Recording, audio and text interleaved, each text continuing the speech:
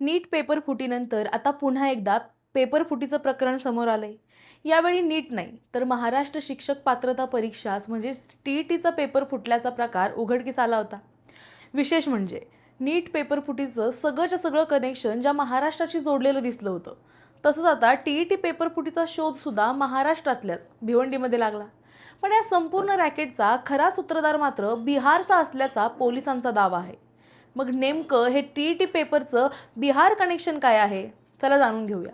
नमस्कार, मी सारिका आणि तुम्ही बघताय पॉलिटिकल महाराष्ट्र। तर 28 जून रोजी होणारी महाराष्ट्र शिक्षक पात्रता परीक्षा म्हणजेच टीईटी ऐनवेळी पुढे ढकलण्यात आली। कारण परीक्षा सुरू होण्यापूर्वीच प्रश्नपत्रिका फुटल्याची माहिती पोलिसांना मिळाली होती। त्यानंतर सुरू झालेल्या तपासात एकामागोमाग एक धक्कादायक खुलासे होत गेले। भिवंडी पोलिसांनी या प्रकरणात बिहार आणि हरियाणातील 3 आरोपींना अटक केली।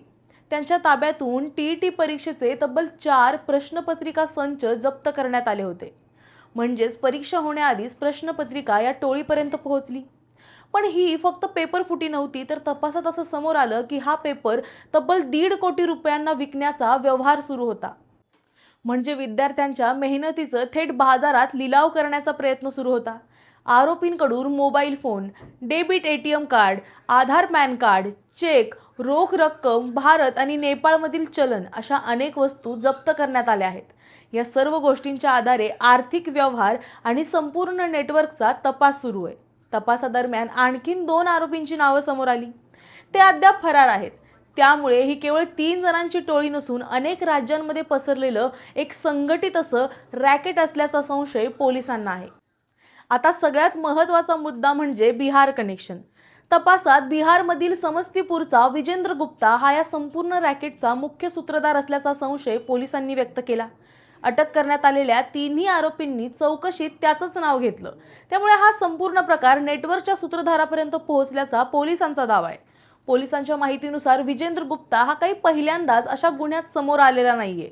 तपास अधिकाऱ्यांचा दावा आहे की तो गेल्या जवळपास 25 वर्षांपासून बिहार, ओडिशा आणि मध्य प्रदेशसह विविध राज्यांमधल्या स्पर्धा परीक्षा आणि भरती परीक्षांचे पेपर लीक करण्याच्या रॅकेटमध्ये सक्रिय आहे। त्यामुळे टीईटी पेपर फुटीचा हा एखादा वेगळा प्रकार नसून आधीपासूनच कार्यरत असलेल्या मोठ्या नेटवर्कचा भाग असण्याची शक्यता तपासली जाते। याच कारणामुळे महाराष्ट्र पोलिसांनी केवळ भिवंडीपुरता तपास न ठेवता बिहार, उत्तर प्रदेश, हरियाणा आणि दिल्लीमध्ये सुद्धा विशेष पथकं रवाना केली आहेत। कारण या रॅकेटचे धागेदोरे अनेक राज्यांमध्ये पसरल्याचा संशय पोलिसांना आहे। या प्रकरणात तपास करण्यासाठी एसआयटी सुद्धा स्थापन करण्यात आली असून आर्थिक व्यवहार, पेपर नेमका कुठून बाहेर आला, कोणत्या मार्गाने तो आरोपीपर्यंत पोहोचला आणि अजून किती लोक या रॅकेटमध्ये सहभागी आहेत याचा सखोल तपास सुरू आहे। दरम्यान अटक करण्यात आलेल्या 3ही आरोपींना न्यायालयानं 6 जुलैपर्यंत पोलीस कोठडी सुनावली आहे। येत्या काही दिवसातच या प्रकरणात आणखी मोठे खुलासे होण्याची शक्यता आहे। एकीकडे नीट, आता टीईटी, वारंवार समोर येणाऱ्या पेपर फुटीच्या घटनांमुळे स्पर्धा परीक्षांची विश्वासार्हता आणि लाखो विद्यार्थ्यांच्या भविष्याचा प्रश्न पुन्हा एकदा ऐरणीवर आलाय।